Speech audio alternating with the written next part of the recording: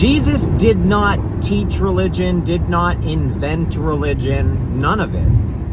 Religion was invented by the pharaohs and the rulers, okay? The Caesars of the world. It was not invented by Jesus. Jesus did not teach religion. Jesus taught, Luke 17:21, the kingdom of heaven is within you. And the only way to enter into the kingdom of heaven is to enter into thyself.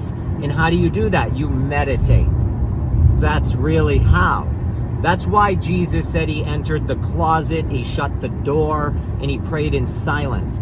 This is why, and I've said this a million times, this is why he says, if you're praying out loud, you might as well just be babbling like pagans, because your words are not being heard.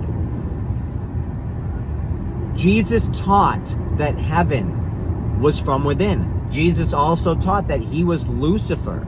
He himself, he was the bright, shining morning star. The bright morning star is Lucifer. He was the son of David and the bright morning star.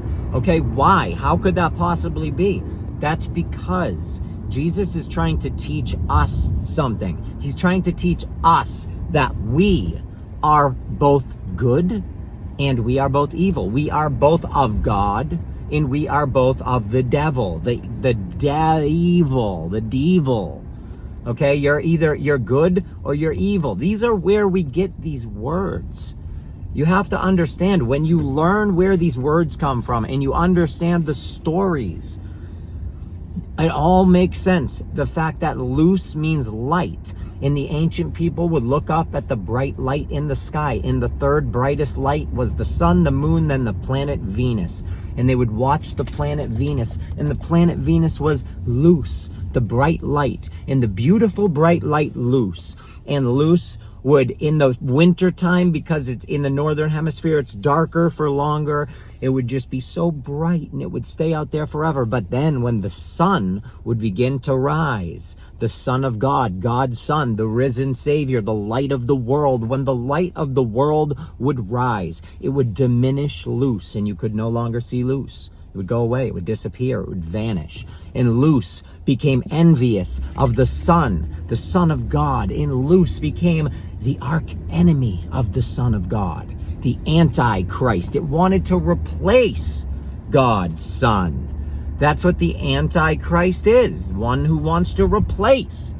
So Luz, Lucifer, it's all the same. Lucifer, the planet Venus. Okay, the bright light. The ancient people thought that these planets, these luminaries, these lights in the skies, that they were heavenly bodies, that they themselves were gods. Okay? And that, like us, we are within a body, but we are not our body. You are not your body.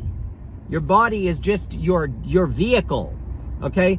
Just the same as your body is your vehicle, the planets are the vehicle for the God, the Godhead. And that's what they thought. That's what they believed. And honestly, that's what the people in control and the people in power now believe. And they teach us what we learn. And they keep us in the dark because they believe that we are the profane. We do not deserve to know the truth. We are the petty people that are outside the castle walls. All right, we are the people that they give the bread in the circus to.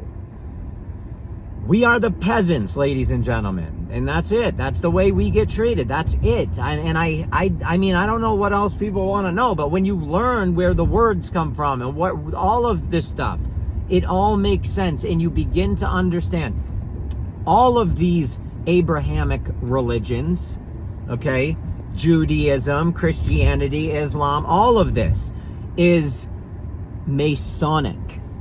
Okay, it was created by Masons, and it all goes back to Hinduism. Literally all back to Hinduism. Abraham is Abram, is Brahma, the bull. Sarah is Sarai, is Sarai. Okay, in Hinduism. All this stuff goes back to Hinduism. All of these stories. The story of Christ. And its whole entire story has been told thousands of years before he was born. Many, many times. Okay? the story of the birth of Christ, okay, and the death of the sun, the winter solstice, what all that is, and how the sun actually can be tracked, and how the sun actually moves every single day and sets in a different location every single day. But for 3 days a year, it sets in the same exact location. And those 3 days are December 22nd, 23rd, and 24th. And on the 25th, December 25th, on the birth of Christ for Christians and Catholics, the sun is born. And the sun is born. The winter solstice, the sun is born again, and it begins to move again. And this is all traceable. You can track this. You can witness this with your own eyes and see it and measure it. Okay, when you understand the stories, when you understand that religion encodes the true shape of the earth so many different ways. The Passover is the sun passing over the equator, passing through the constellation Aries, which is why even the Jews blow ram's horns and all that, because the sun is defeating the ram and entering into the constellation of the bull, okay, or whatever's next. Everything it's about the constellations and about the sun moving through the constellations. That literally is what everything comes down to, the sky. And when you're willing to learn and willing to see things, it begins to make sense. And then it begins to become undeniable. But it's up to you. You don't have to learn. You can believe whatever you want to believe. I just tell people, I think the best advice I could give you is don't believe anything unless it makes sense. If it makes sense, it's worth believing. But if it doesn't make sense, or you have to squeeze it in, it's like a puzzle piece that just doesn't fit. If you have to squeeze it in or draw on it or write a word on it or match it somehow, it's not the right piece. When it's the right piece, it slips right in, it goes right in, it feels good, you'll know, you just know because it makes sense. If you want to feel like that about so many things, go to my website.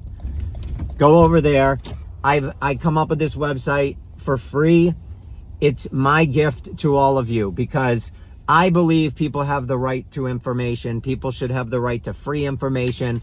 Go get the free information. Go download all my books. Become a member if you can. It's less than a bag of coffee a month. It is a massive, humongous help to me, to what I'm doing, to all of it, to my nonprofit, to everything. I love you all. This is my opinion.